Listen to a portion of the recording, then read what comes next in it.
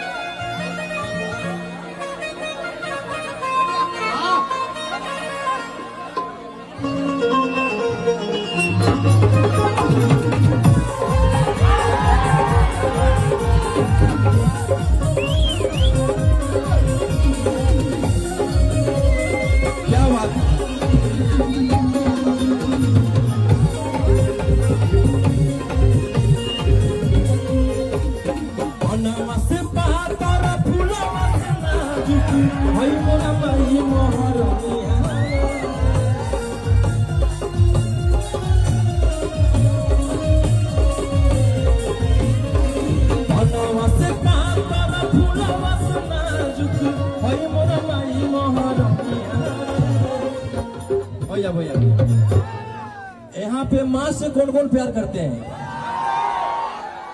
जो माँ से प्यार करते हैं हाथ उठा कीजिएगा। और मेहरारू से, मेहरारू के चक्कर में मत पड़िएगा भैया, नहीं तो हमारे नियम खट के आइएगा। माँ बाप से प्यार कीजिए, बहुत आगे बढ़िएगा, बहुत जीवन में कुछ कीजिएगा। और प्यार के चक्कर में नहीं पड़ा। अरे कि पनावा से पार बड़ा फुलावा से नाजुक भाई मोरा माई महारानिया।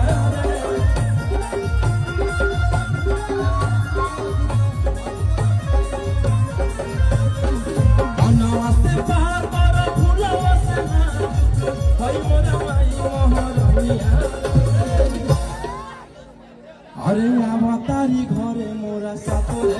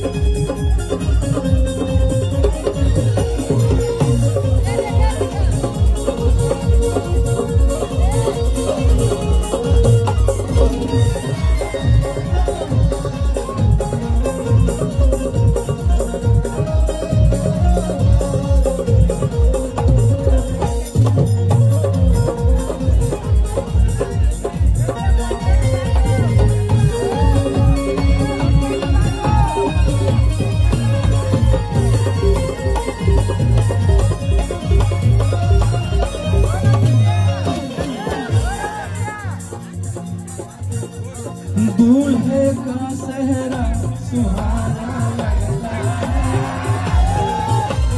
दूल्हे का सहरा सुहाना लगता है, दुल्हन का तो दिल दीवाना लगता है, दूल्हे का सहरा सुहाना लगता है, दुल्हन का तो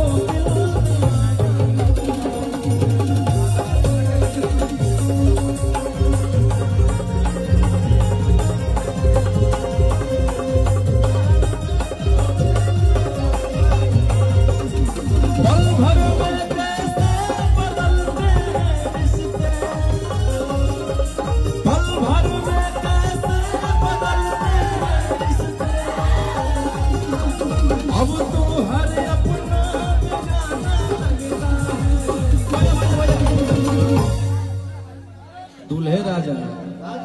आपको झूमना पड़ेगा मेरे साथ, झुमा दे। ऐसे काम नहीं चलेगा भैया, भैया हटिए मत।